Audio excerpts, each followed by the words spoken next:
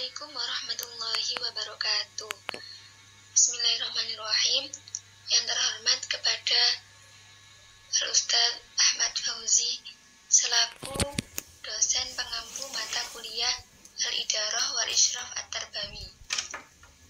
Kami dari kelompok 4 yang beranggotakan Asimah Ummi Zahra dan Tazkiyatul Aulia akan mempresentasikan materi kali ini, yaitu administrasi pendidik dan tenaga kependidikan.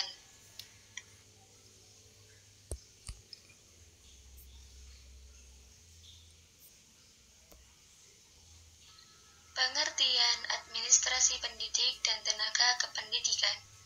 Administrasi pendidik dan tenaga kependidikan adalah proses keseluruhan kegiatan pendidik yang meliputi perencanaan, perorganisasian, pengarahan, pelaporan, pengkoordinasian, pengawasan, dan pembiayaan dengan menggunakan atau memanfaatkan fasilitas yang ada, baik personal, material, maupun spiritual untuk mencapai tujuan pendidikan secara efektif dan efisien.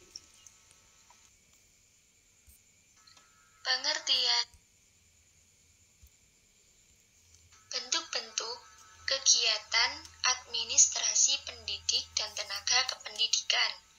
Yang pertama, perencanaan, seperti pengadaan tenaga kependidikan, penempatan, dan orientasi.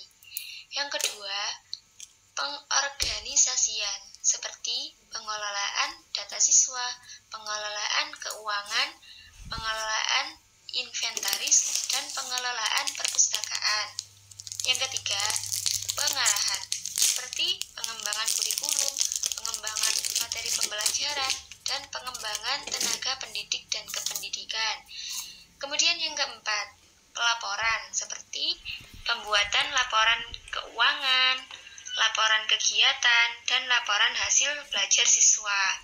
Yang kelima, pengkoordinasian, seperti koordinasi antar tenaga pendidik dan kependidikan, koordinasi dengan orang tua siswa, dan koordinasi dengan pihak luar sekolah. Yang keenam, pengawasan, seperti pengawasan terhadap siswa, pengawasan terhadap tenaga pendidik dan kependidikan, serta pengawasan terhadap fasilitas sekolah. Kemudian yang ketujuh, pembiayaan, seperti pengelolaan dana sekolah, pengajuan dana bantuan, dan pengajuan dana hibah. Materi yang ketiga yaitu jenis-jenis dokumen administrasi pendidik dan tenaga kependidikan. Seorang pendidik membutuhkan beragam dokumen yang ada agar level profesionalisme meningkat. Administrasi pendidik dan tenaga kependidikan meliputi berbagai jenis dokumen yang harus dipersiapkan dan diarsipkan oleh para pendidik dan tenaga kependidikan. Dokumen-dokumen ini berfungsi sebagai bahan kelengkapan masing-masing guru pada saat terselenggaranya proses penilaian akreditasi sekolah maupun pengadaan supervisi yang diprogramkan oleh Dinas Pendidikan setempat. Berikut beberapa dokumen yang harus dilengkapi oleh pendidik dan juga tenaga kependidikan. Yang pertama terdapat kalender pendidikan. Kalender pendidikan atau kalender umum biasanya memuat rencana tahunan seluruh satuan pendidikan yang memuat segala keterangan tentang belajar mengajar, tanggal penerimaan dan kelulusan peserta didik. Namun, pada kenyataannya tidak semua hal yang tertanggal dan direncanakan dalam kalender akademik dapat terlaksana. Tentu saja hal tersebut membutuhkan kajian dan pematangan program. Kemudian yang kedua terdapat dokumen promes atau program semester. Program semester ini merupakan suatu dokumen yang disusun oleh guru mata pelajaran yang didasarkan pada kebutuhan yang dicapai selama satu semester kurikulum. Pada semester ini, penting bagi guru untuk mempertimbangkan agar siswa dapat mengembangkan keterampilan, pengetahuan, sikap secara utuh. Kemudian yang ketiga ada dokumen prota atau program tahunan. Dokumen prota ini hampir sama dengan promes, Namun, Prota biasanya lebih mirip dengan rencana guru dalam menentukan alokasi waktu pada 1 tahun berikutnya. Tujuannya agar seluruh ukuran kompetensi dasar yang tercantum dalam kurikulum dapat dicapai sepenuhnya oleh peserta didik. Kemudian yang keempat, ada dokumen silabus. Silabus sendiri merupakan dokumen yang sudah lama digunakan dalam administrasi pendidikan. Pentingnya hal tersebut juga secara resmi tertuang dalam Peraturan Pemerintah Nomor 13 Tahun 2015. Silabus adalah kurikulum untuk setiap mata pelajaran atau topik dan mencakup seluruh kompetensi inti, kompetensi dasar, materi, kegiatan, proses, dan alat penilaian, penggunaan waktu dan sumber belajar yang tersedia. Silabus ini sendiri merupakan upaya pembelajaran dalam proses penerapan kurikulum pada setiap mata pelajaran tertentu. Guru kemudian dapat mempersiapkan dokumen ini untuk direview dan kemudian menjelaskan poin-poin dan garis besar pembelajaran yang akan menjadi fokus semester berikutnya. Selanjutnya ada dokumen analisis SK dan KD. Hal ini penting mengingat guru harus mempersiapkan kurikulum dan RPP-nya. Pengembangan keduanya memerlukan bahan penelitian dan analisis terhadap unsur SK dan KD yang sudah tercantum dan dalam lampiran standar isi atau SI. Dengan melalui proses analisis ini, dengan sendirinya guru akan lebih memahami tentang kurikulum. Investigasi mendetail atas masalah ini akan mengungkap hal-hal lain juga. Kemudian selanjutnya, dokumen asesmen. Guru juga mempersiapkan dan mengembangkan konsep yang menjadi dasar evaluasi.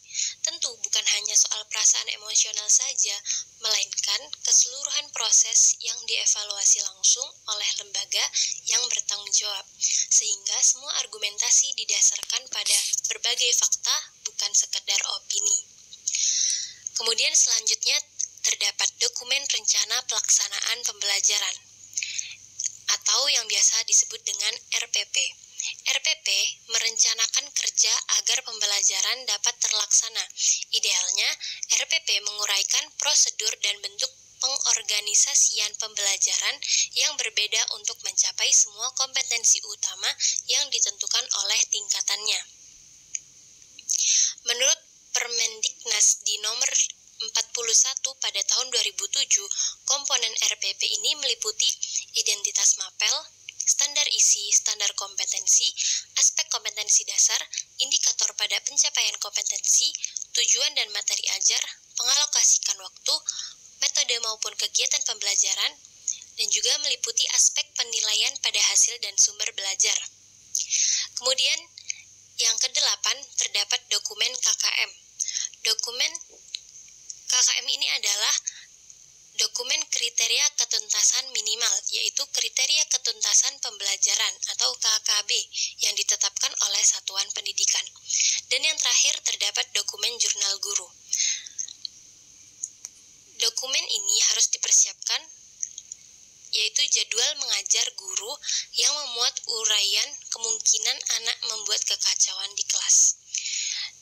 Dokumen-dokumen tersebut diperlukan untuk penyelenggaraan, pengelolaan, pengembangan, pengawasan, dan pelayanan teknis penunjang proses pembelajaran satuan pendidikan.